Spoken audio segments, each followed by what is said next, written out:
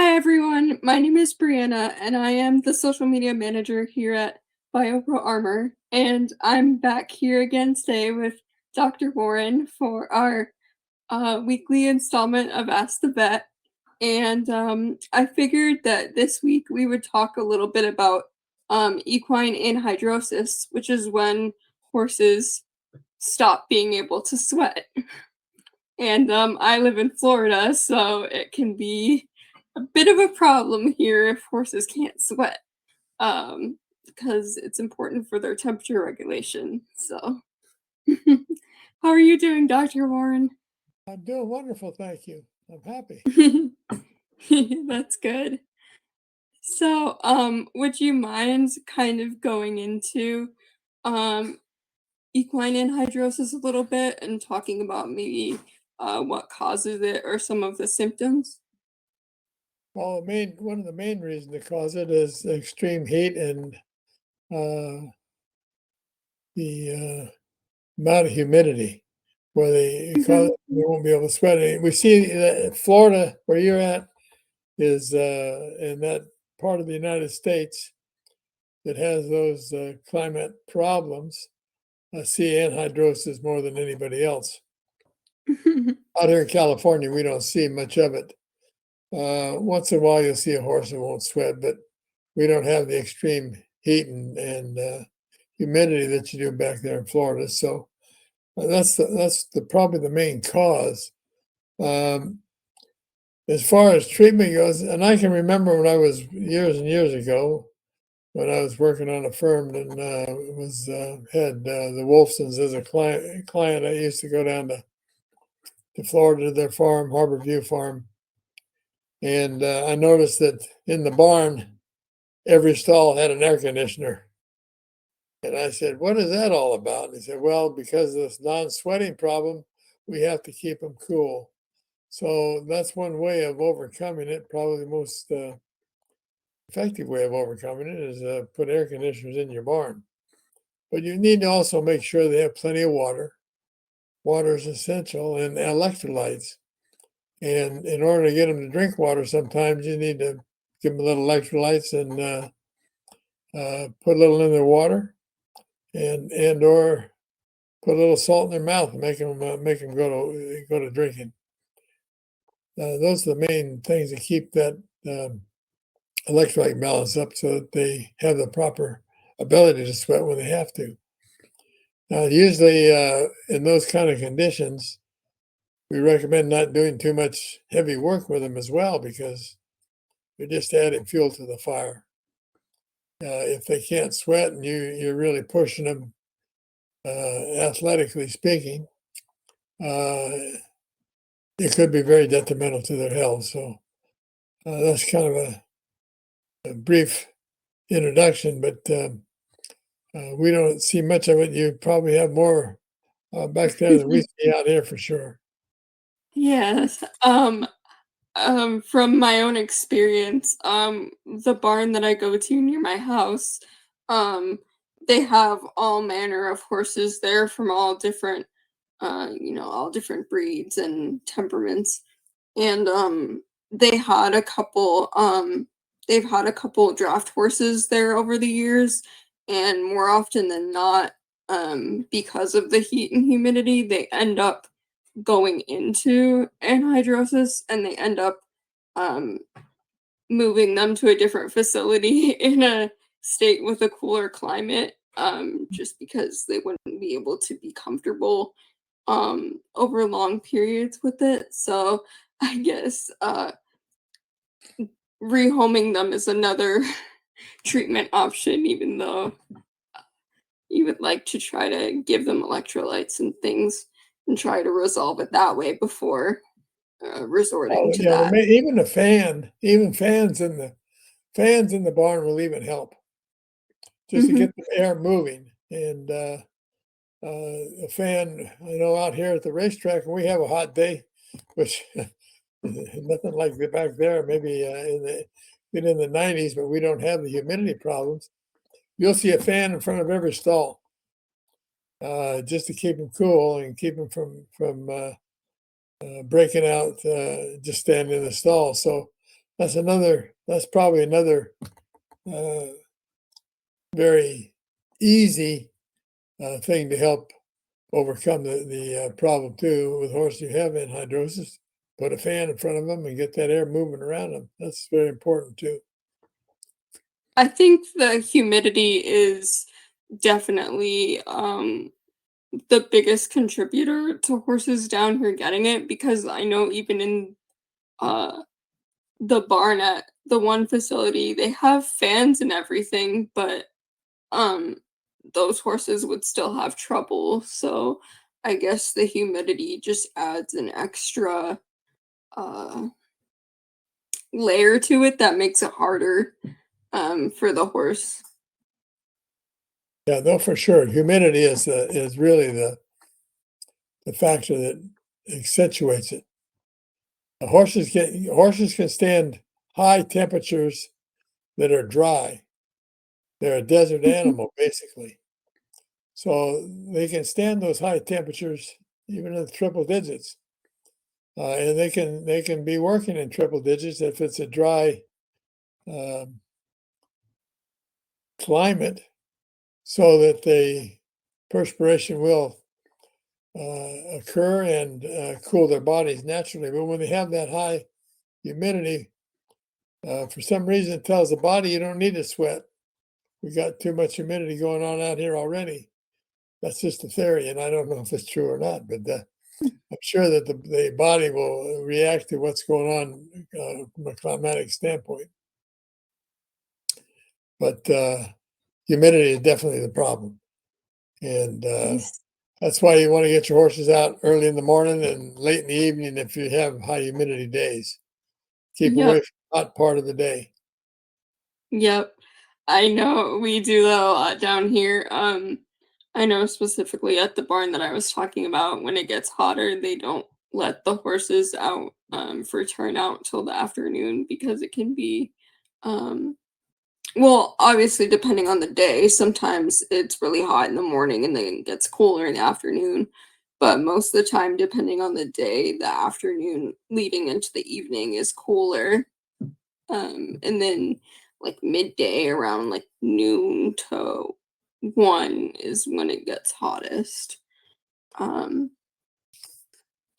Now, on those humid days, you're probably not getting much offshore breeze either. I mean, you're not getting much breeze from the ocean, are you? It's probably a pretty still day.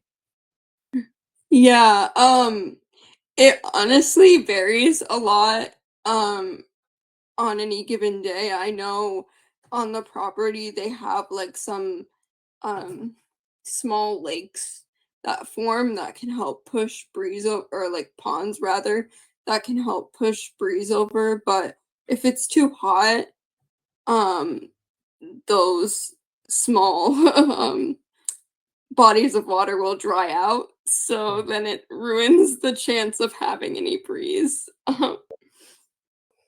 Well, the climate is definitely the worst enemy with those kind of horses. And like you say, those that are very severe, you may have to rehome them, give them Mhm. an area, get up farther north, or over by the ocean, uh, where it's you get that natural ocean breeze and cool them down. But it is a problem that you have to deal with in Florida, and I'm sure probably Georgia and Alabama, Mississippi, all those Texas, all those Gulf states down through there probably have the same problem.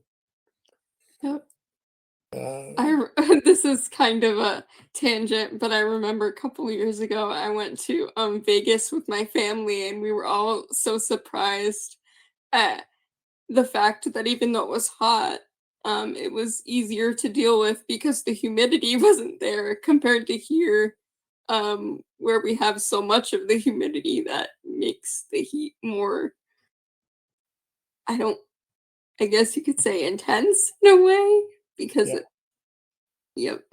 Now, is that humidity in Florida? That's something I didn't probably know about, but is that humidity in Florida because of the many lakes and bodies of water throughout the state? You think that's what causing that? I think that does have something to do with it. I'm not exactly sure how it works from a, like, scientific standpoint, but I'm pretty sure, all the fact that we're surrounded by water definitely plays a part in that. Right.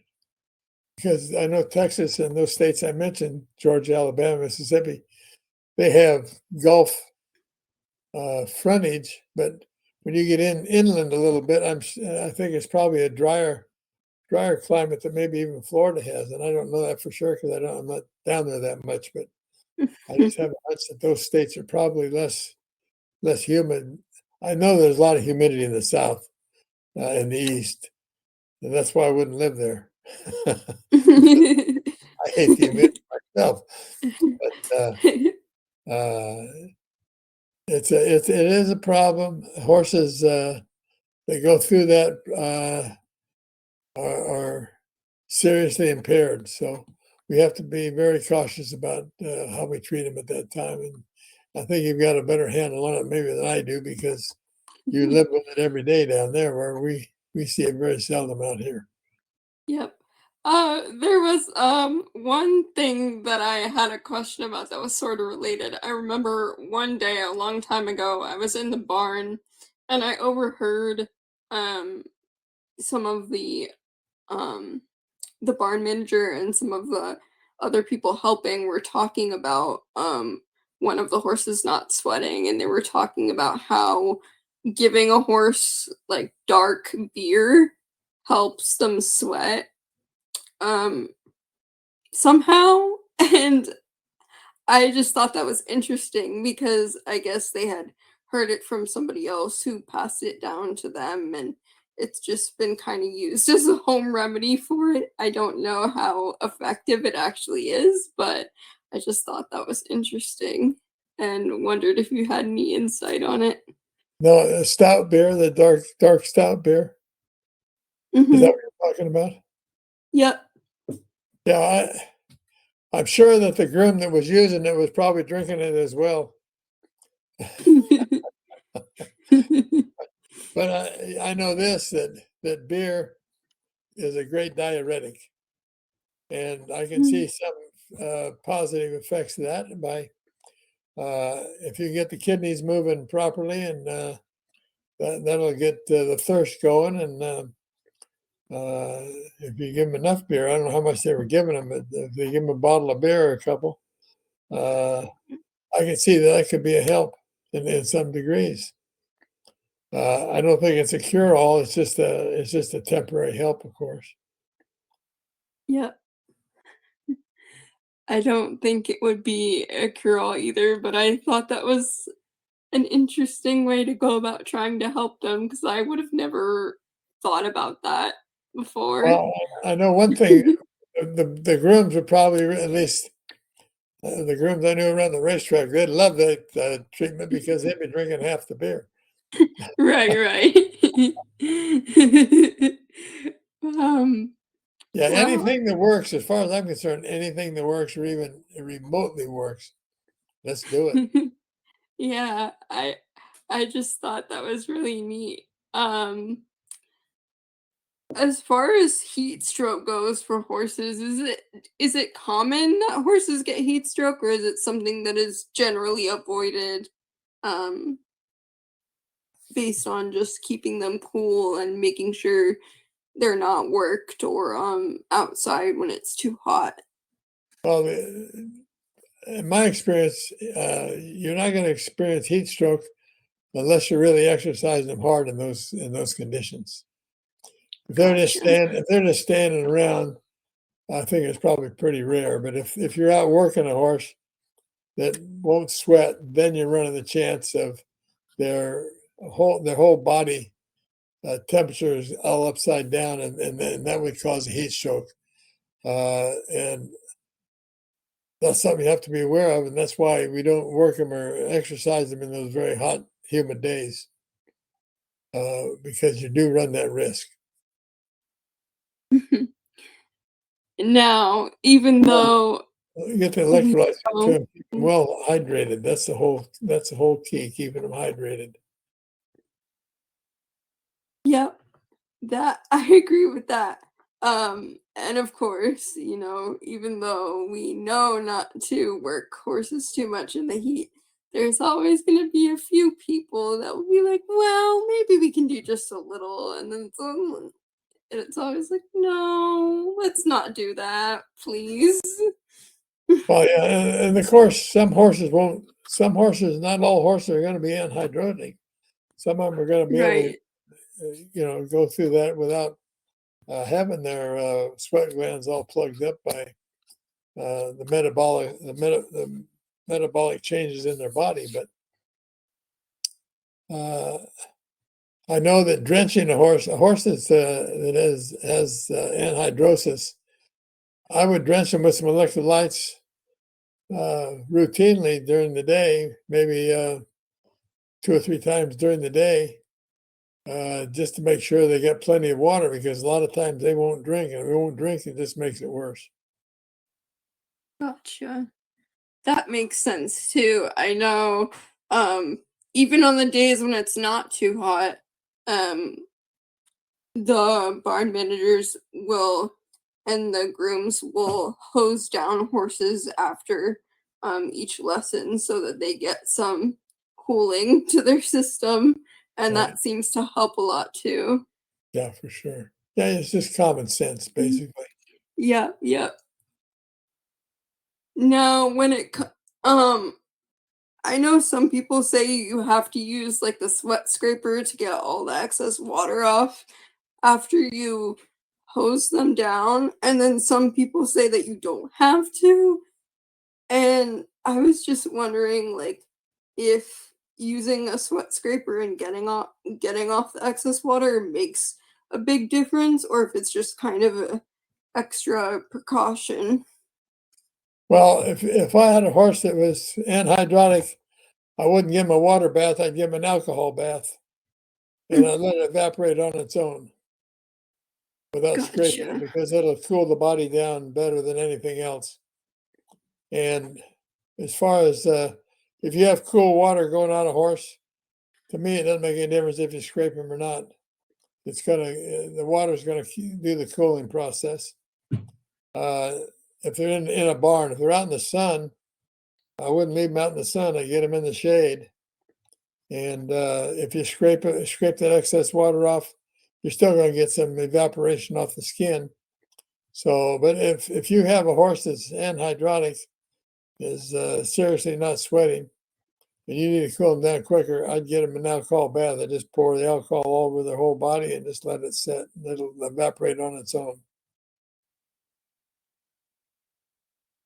That sounds like a great course of action, and if that ever happens, when I'm at the barn, I will make sure to let someone know so that, they can help the horse as quickly as possible because I don't want anything bad happening to them.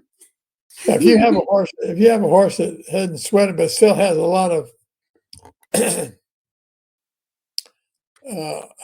of course, another thing you want to do is clip their hair. Make sure the hair is Mhm. clipped so they don't have long hair. But if they have residue of sweat on their body, I would wash them. I'd give them a bath with the water and then do the alcohol bath last. And that'll, you want to make sure the skin is clean as can be, and then give them the alcohol bath. And that'll probably be your best precaution to try and uh, avoid any real serious problems. Alright, that sounds like I will definitely keep that in mind. Yeah, hopefully I you don't think have to be in that situation. yes, hopefully I never have to use that information, but now I have it in case I need it. Even Um, on a regular day, if you have your horse out and he's sweating profusely and you got a lot of sweat and lather all over him, I'd wash him off with water, get all that lather and everything off of him, then I give him an alcohol bath and cool him out with the alcohol bath. all right, I will make a mental note. Um, I think those were all the questions I had regarding anhydrosis. I know it was a short one, but I appreciate your time, Dr. Warren, and I hope that everybody enjoys listening to this short yet informative discussion. You can find us on social media, Facebook, Instagram, TikTok at BioProArmour. And as always, make sure to submit your questions on the Ask the Vet post as they come up so that we can feature your questions in future discussions. And our future goal is to be able to have live discussions with everybody that follows us. So we would appreciate your support with this series so that we could get to that point. Thank you so much again, Dr. Warren. Well, thank you, Bryanna, and happy horse riding next week. I will make sure to have a great time. Very good. Thank you so much. Thank you. Catch you later. Bye-bye. Catch you later. Bye.